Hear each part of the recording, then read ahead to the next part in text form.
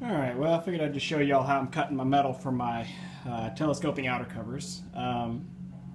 Maybe I've made a video about this before on my old channel, I can't remember. But what I use is just this standard metal flashing you can buy at the hardware store for putting up around your chimney or anywhere you need to have that little seal, little drip line or whatever. Real thin gauge metal, I think it's aluminum. Yeah, I'm pretty sure it's aluminum flashing. And I buy a roll, usually it's 20 inches wide and it's 25 feet long, and I have found that if I cut them 24 inches long, so 24 by 20, that works pretty well on fitting on an outer cover and giving you about a 1-inch overlap all the way around, so you can bend it over. So I don't have a fancy metal shear or press yet, or brake. I really want one. I've been looking at them for a long time. Probably going to get one from Harbor Freight. I'm just having a hard time cutting away the cash because I don't cut metal all that often.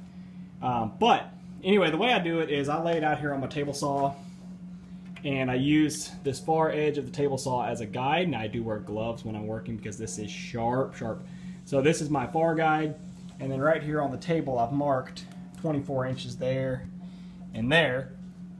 And then I've got this board is clamped here. It's just as a secure to kind of keep the metal pinned down under control, because this stuff, it's like spring loaded. It wants to unravel like crazy. And so then I just drop the edge of the roll over the side of the table, and you can see how much it's already wanting to spool out on its own just because it's been wrapped up, and metal has a memory, right? It wants to go back to the way it was. It wants to lay flat. Just cut it face down so you can see how it's bowing up right there. If you try to cut it the other way, it'll want to curl up on itself the whole time that you're cutting. So cut it face down, that'll keep it laid flat. But anyway, lay it out, make my mark at 24 inches, and then I just got a pair of 10 snips here that I cut it at 24 inches. So when I'm doing a roll like this, I'll set up for it, I'll do the whole roll. That should give me 12 sheets with about a 1 foot scrap. I could use that 1 foot scrap on something like a Nook outer cover if I wanted to.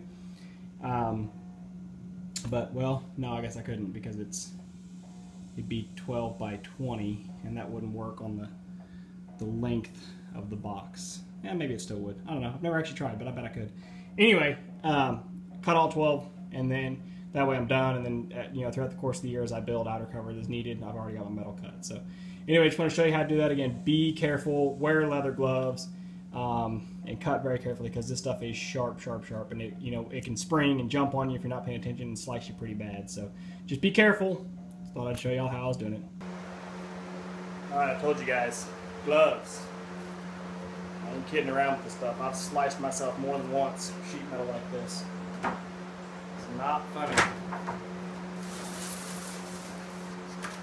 It won't just cut you. It'll straight take the skin off. Slice it off like a fillet. And that takes forever to heal up and hurts like a son of a gun when it does. Can't stitch it if it's gone. Alright, so we slide it underneath there. Line it up on the edge. Got my marks. Trusty straight edge here, which of course was a scrap from another piece of wood I cut, so gotta reuse your scraps. Although a standard 24-inch straight edge would work as well.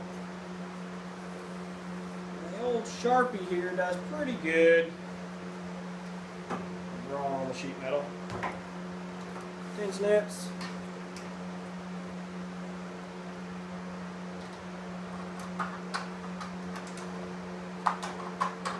This actually doesn't take as long as I think. When I sit here and think about cutting steel, I'm like, nah, I'll just do it later. I hate cutting sheet metal. I'll just do it later some other time. And then I get desperate because I have to have it. So it's good to cut it ahead. And really, it's like anything else. The setup takes you a while, but once you get in the rhythm, it's not too bad. But a shear would sure be nice.